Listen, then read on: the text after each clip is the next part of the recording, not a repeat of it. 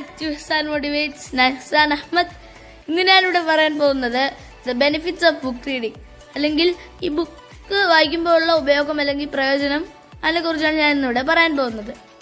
Okay, അപ്പോൾ ഈ നമ്മളെല്ലാവരും ബുക്ക് വായിക്കുന്ന ആൾക്കാരാണ്.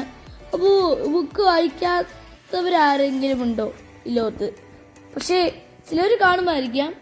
പക്ഷെ നമ്മളൊക്കെ ബുക്ക് വായിക്കുന്നവരാണ്. പലതരം ബുക്സ് നമ്മൾ വായിക്കും.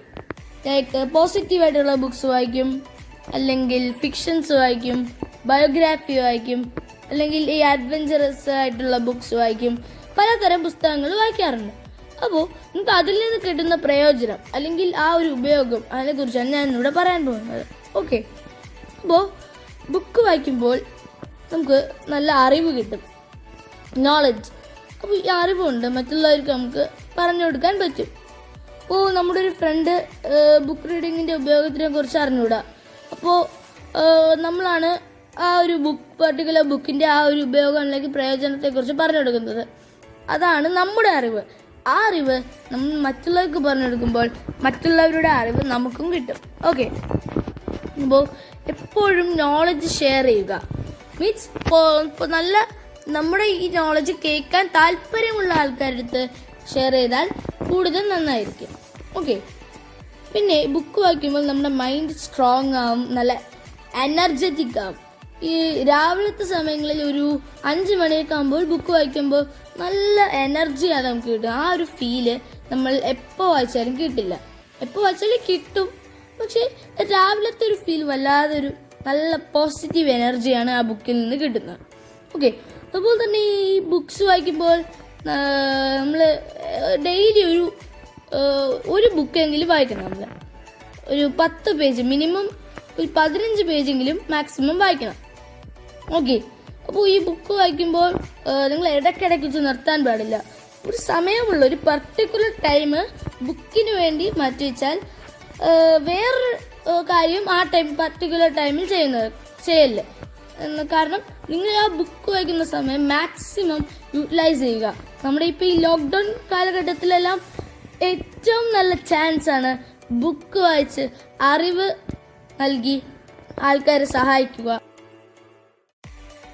കാരണം ഇപ്പോഴത്തെ സ്ഥിതി നമുക്ക് ഇപ്പോൾ ലോക്ക്ഡൗൺ ആണ്ട് വീട്ടിലിരിക്കാനേ കഴിയും. അപ്പോൾ ബുക്ക് വായിച്ചിട്ട് മാക്സിമം ആൾക്കാർക്ക് നല്ല നല്ല ആർട്ടിക്കിൾസ് ഒക്കെ ഷെയർ ചെയ്യുക.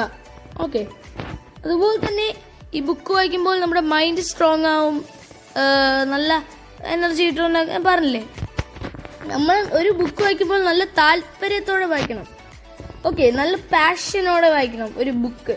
കാരണം ആ ബുക്കിൻ്റെ മനസ്സിലാകാൻ വേണ്ടി നിങ്ങൾ അതിൻ്റെ ഒരു താല്പര്യം അല്ലെങ്കിൽ ഒരു ഇഷ്ടം ആ ബുക്കിന് കൊടുത്താൽ, അല്ലെങ്കിൽ ആ ബുക്കിന് വിലയിരുത്തിയാൽ നിങ്ങൾക്ക് നല്ല നല്ല പോസിറ്റീവ് എനർജി, പിന്നെ മൈൻഡ് സ്ട്രോങ്ങുമാവും.